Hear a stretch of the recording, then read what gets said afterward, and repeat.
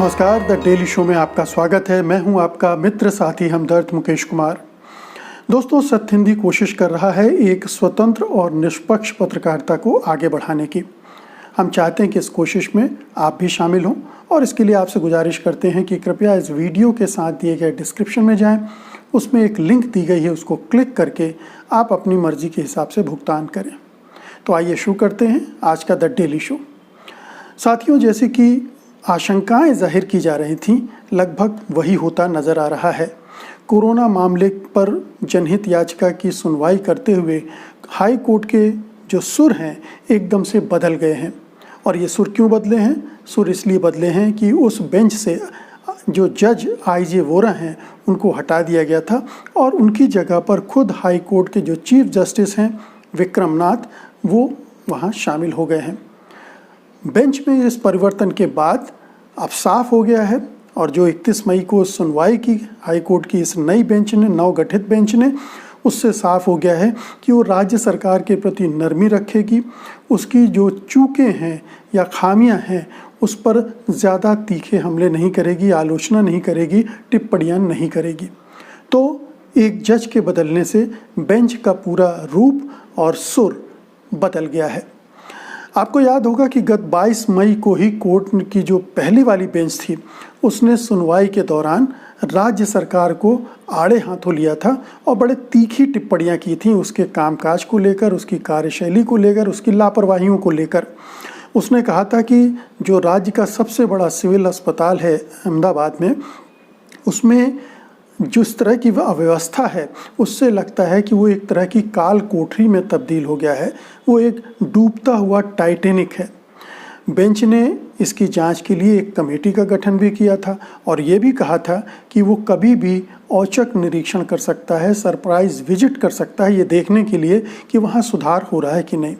जब उसने ये टिप्पणियां की थी तो राज्य सरकार ने एक अर्जी भी दी थी कि कृपया इन टिप्पणियों को थोड़ा सा नरम कर दिया जाए, राज्य सरकार कोशिश कर रही है बेहतर करने की। तो इस बेंच का कहना था कि हम आपको कोई सर्टिफिकेट अभी नहीं दे सकते हैं, यानी उनको क्लीन चिट देने से इस बेंच ने मना कर दिया था। अब इसके बाद से देखिए कैसे चीज़ें बदलती हैं। चीफ जस्टिस विक्रमनाथ की अध्यक्षता वाली पीठ का कहना है कि महामारी का राजनीतिकरण नहीं किया जाना चाहिए। 31 मई को जो सुनवाई की उन्होंने, उसमें कहा कि महामारी का राजनीतिकरण नहीं किया जाना चाहिए। अब उसने ये नहीं बताया, उस बेंच ने, नई वाली ने, कि आखिरकार पिछली बेंच क्या कोई राजनीति कर रही थी? क्या जो उसने टिप्पणियाँ की और जो उसके ऑब्जर्वेशंस थे अहमदाबाद हॉस्पिटल को लेकर और सरकार के कामकाज को लेकर, क्या वो राजनीति से प्रेरित थे? अगर राजनीति से प्रेरित थे तो किस तरह से थे? आखिर बेंच को आनन फानन में बदला गया तो क्या इसमें भी कोई राजनीति थी? अब ये सारी चीज़ें देखने और समझने की है, क्योंकि कहा गया है कि रोस्टर बदला गया है और हम सब जानते हैं कि रोस्टर बदल कर ही जजों को बदला जाता है और अपने जो फेवरेबल जज होते हैं उनको वहाँ रखकर फिर मन माफिक निर्णय लिए जाते हैं और हासिल किए जाते हैं। हमने ये सुप्रीम कोर्ट में भी ये सवाल उठते हुए देखा था। 3 जजों ने कहा था कि रोस्टर बनाने में जो चीफ जज हैं, सुप्रीम कोर्ट के चीफ जस्टिस हैं, वो इस तरह का खेल खेलते हैं कि सरकार के दबाव में या सरकार के पक्ष में फैसले आए। तो लगभग यही यहाँ रिपीट हो रहा है, इस तरह का आप मान सकते हैं। अब ये देखिए कि जो सिविल अस्पताल का हाल है उसका हाल वहाँ के डॉक्टर ही बता रहे हैं कि बहुत बुरा है। वहाँ पर जो सीनियर डॉक्टर हैं आते ही नहीं हैं, सारा कुछ जूनियर डॉक्टर और रेजिडेंट डॉक्टर हैं उनके हवाले कर दिया गया था। उनको कोई सुविधाएं भी नहीं दी थी, पीपी किट्स की बहुत कमी थी, ग्लव्स तक नहीं मिल रहे थे लोगों को। और जो अफरा तफरी वहाँ अहमदाबाद हॉस्पिटल में मची हुई थी, उससे बहुत सारे मरीजों की जान इसलिए चली गई कि उनको समय पे इलाज नहीं मिला, ठीक से इलाज नहीं हुआ। और ऐसे केसेस बाकायदा मीडिया में पब्लिश हो चुके हैं। ये कोई मनगढ़ंत बातें नहीं हैं कि सोशल मीडिया पर चल रही हों। अब कोर्ट ने कहा है, नई वाली बेंच ने, कि ये मानवीय संकट है और न कि राजनीतिक संकट। लेकिन गुजरात के मामले में अगर आप देखें तो जो महामारी से उपजा मानवीय संकट है, दरअसल वो राजनीतिक संकट की वजह से ही गहराया है, अन्यथा ऐसी इतनी बुरी स्थिति नहीं होती। वहाँ का राजनीतिक नेतृत्व फरवरी के अंत तक, बल्कि मार्च के पहले हफ्ते तक इसी में लगा रहा कि जो डोनाल्ड ट्रंप साहब आ रहे हैं उनकी अगवानी के लिए तैयारी करनी है, मोटेरा स्टेडियम तैयार करना है, वहाँ लाखों की भीड़ जमा करनी है, शहर को सुंदर बनाना है, वगैरह वगैरह। तो उस एजेंडे में लगी रही और उधर कोरोना फैलता रहा। इसके बाद वो राज्यसभा चुनाव में जोड़ तोड़ करने में जुट गई, कांग्रेस के कई विधायक भी उसने तोड़े। तो इस पूरे खेल में लगी रही, राजनीति के खेल में लगी रही और डोनाल्ड ट्रंप साहब की अगवानी में लगी रही, जिसकी वजह से वो जो बड़ा समय था, क्रूशियल टाइम था, वो राज्य सरकार के हाथ से निकल गया और उसने ध्यान नहीं दिया। बहुत बाद में जाकर उसने काम शुरू किया, जिसकी वजह से हालात बिगड़ चुके थे। और वैसे भी गुजरात में जो जन स्वास्थ्य व्यवस्था है वो पूरी तरह ध्वस्त हो चुकी है 20 सालों में, क्योंकि राज्य सरकार ने पैसा खर्च करना उस पर बंद कर दिया था। इतना कम खर्च कर रही थी जो बीमारू राज्य हैं वो भी उससे बेहतर उनका प्रतिशत है खर्च करने का। तो जब आपने इस तरह से कोताही की, और ये नरेंद्र मोदी जब वहाँ मुख्यमंत्री थे तब से शुरू हो गया था, यानी 1999 और 2000 के आसपास जितना खर्च हो रहा था उससे घटते घटते अब बहुत दशमलव के आसपास आ गया है। तो ये बहुत बड़ी गिरावट थी, जिसकी वजह से आज समझ में आ रहा है कि क्या हालात वहाँ बन गए हैं इस सिस्टम की वजह से। अब देखिए, नई बेंच को ये तो अंदाज़ा होगा ही कि गुजरात कहने को तो एक विकसित राज्य है, जो देश के सबसे विकसित राज्य हैं उनमें से एक गुजरात है, महाराष्ट्र है, लेकिन वहाँ किसी भी राज्य के मुकाबले जो कोरोना से मृत्यु दर है वो सबसे ज़्यादा है। राष्ट्रीय औसत क्या है? 2.85% है मृत्यु दर, और वहीं गुजरात में ये है 6.14%, यानी दोगुनी से भी ज़्यादा। महाराष्ट्र में जहां कोरोना के सबसे ज़्यादा मामले सामने आए हैं वहां भी जो मृत्यु दर है 3.37 है, यानी 6.14 गुजरात की है और 3.37 महाराष्ट्र की है। आप अंदाज़ा लगाएं कि किस हद तक गुजरात में स्थितियां बहुत गड़बड़ हैं। और यहाँ तक कि जिन्हें बीमारू राज्य कहा जाता है, जैसे राजस्थान, मध्य प्रदेश, यूपी, वहाँ भी जो मृत्यु दर है वो गुजरात की मृत्यु दर से आधी है। अब क्या नई बेंच ने इस बात पर विचार किया है कि ऐसा क्यों है, ऐसा क्यों हो रहा है? ये राजनीति की वजह से हो रहा है या सरकार की नाकामियों की वजह से? तो साफ हो रहा है, साफ बात है कि ये सरकार की नाकामियों की वजह से हुआ था। अब कोर्ट जो है राजनीति का पहाड़ा पढ़कर उसको ढकने की कोशिश कर रहा है, जो कि उचित नहीं कहा जा सकता कोर्ट के तरफ के हिसाब से।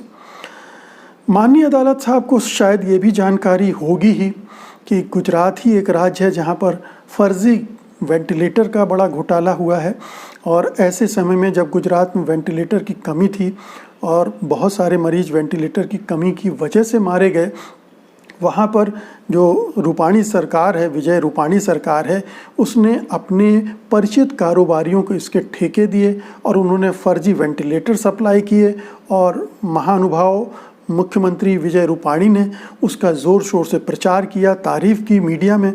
तो ये एक जो मिली भगत चल रही थी उसके बारे में शायद कोर्ट को जानकारी होगी, और इसका राजनीति से कोई लेना देना नहीं है, ये समझदारी भी उसके अंदर होगी।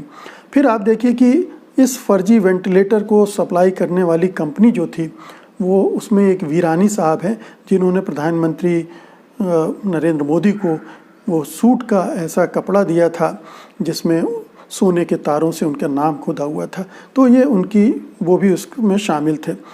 अब लेकिन घोटालेबाज जो रूपाणी सरकार वो यही नहीं रुकी, उसने N95 मास्क तक में हेराफेरी कर डाली। हाई कोर्ट को शायद इसकी जानकारी होगी कि नहीं पता नहीं, और उसने इसको राजनीतिकरण मान लिया है अगर, तो फिर कुछ किया नहीं जा सकता। अब गुजरात सरकार में की नाकामियों को पूरी दुनिया देख रही है, मगर जो लोग उनकी बात कर रहे हैं, जो वो लोग आलोचना कर रहे हैं, वो बेंच को नाजायज़ लग रही है। और उन्हें लग रहा है, उसे लग रहा है कि ये सब लोग राजनीति कर रहे हैं।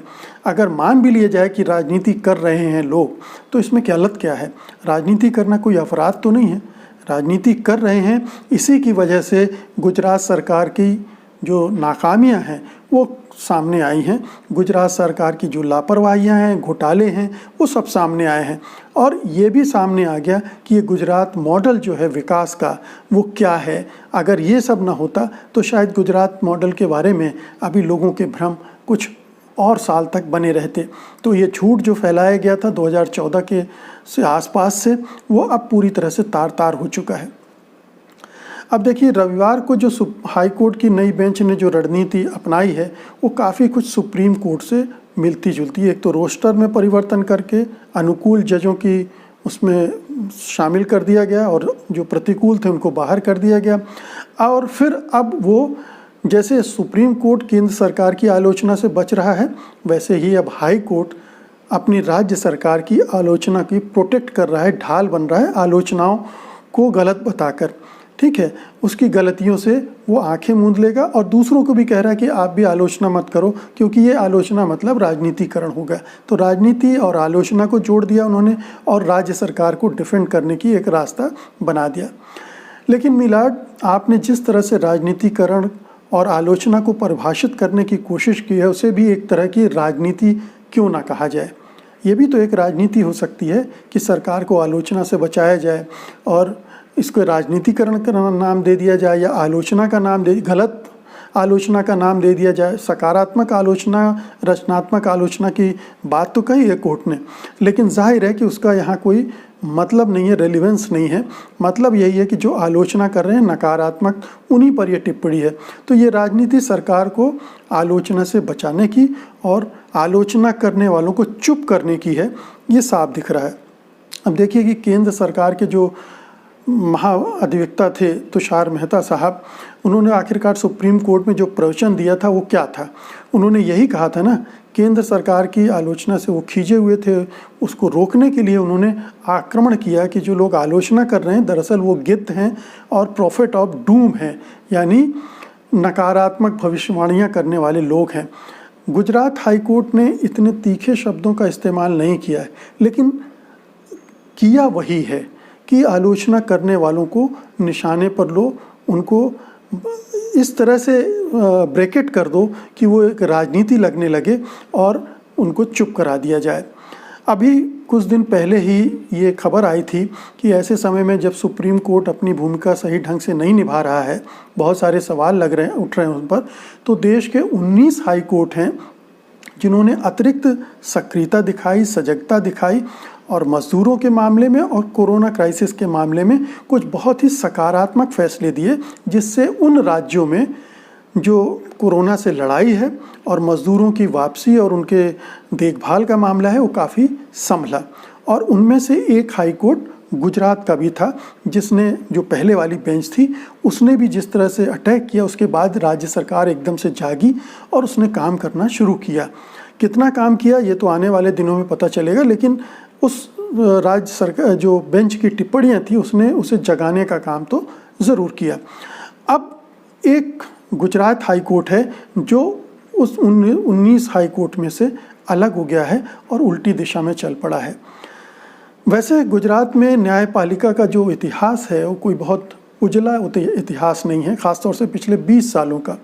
उसका एक गुजरात मॉडल के अंदर उसको ढाल दिया गया है, यानी गुजरात में जो सरकारें हैं उनके पक्ष में उसको काम करना है, गुजरात के सरकार के खिलाफ नहीं काम करना। ख़ासतौर पे सन 2000 के जो दंगे हुए गुजरात में, उसके बाद से वहाँ देखिए जितने भी ये सुनवाई वाले मामले हुए गुजरात दंगों से संबंधित, वो बार बार कटघरे में आते रहे। सुप्रीम कोर्ट, स्थानीय कोर्ट, वहाँ पर गवाहों को तोड़ा गया, धमकाया गया, वकील बदले गए, जजेस बदले गए और इस तरह से बहुत सारे अपराधियों को बचा लिया गया।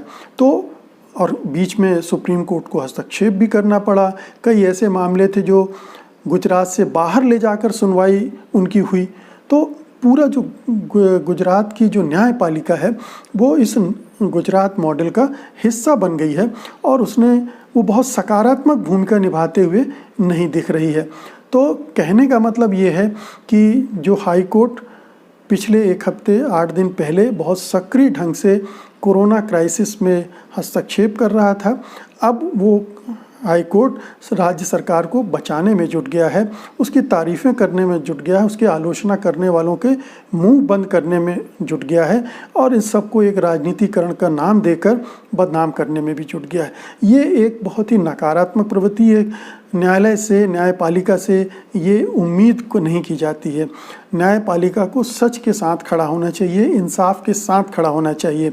जो गुजरात की जनता है, जो इस वहाँ की सरकार के कारण भुगत रही इस कोरोना क्राइसिस में, जहाँ न उनको ठीक ढंग से इलाज मिल पा रहा है, वहाँ इतने सारे मज़दूरों ने प्रदर्शन किया वापसी के लिए, उनको सही ढंग से भेजने में ये सरकार नाकाम रही। ये तमाम चीज़ें हैं जो गुजरात सरकार के बारे में सामने आई हैं, लेकिन हाई कोर्ट उसे शील्ड कर रहा है, उसकी ढाल बन रहा है। ये एक बहुत ही नकारात्मक प्रवृत्ति देखने को मिल रही है गुजरात की न्यायपालिका में, निश्चित रूप से बहुत दुखदायी है। तो दोस्तों, ये थी आज की वीडियो चर्चा। उम्मीद है कि आपको अच्छी लगी होगी और आप इस वीडियो को पसंद करेंगे, शेयर करेंगे और साथ ही इस चैनल को सब्सक्राइब भी करेंगे। जाते जाते फिर आपसे एक बार अनुरोध करूंगा कि कृपया इस वीडियो के साथ दिए गए डिस्क्रिप्शन में जाएं, उसमें एक लिंक है, उसको क्लिक करके अपनी मर्जी के हिसाब से भुगतान करें। और अब मुझे अनुमति दीजिए। नमस्कार। सत्य हिंदी के और वीडियोस को देखने के लिए हमारे YouTube चैनल को सब्सक्राइब करें और सीधे नोटिफिकेशन पाने के लिए बेल आइकन दबाएं।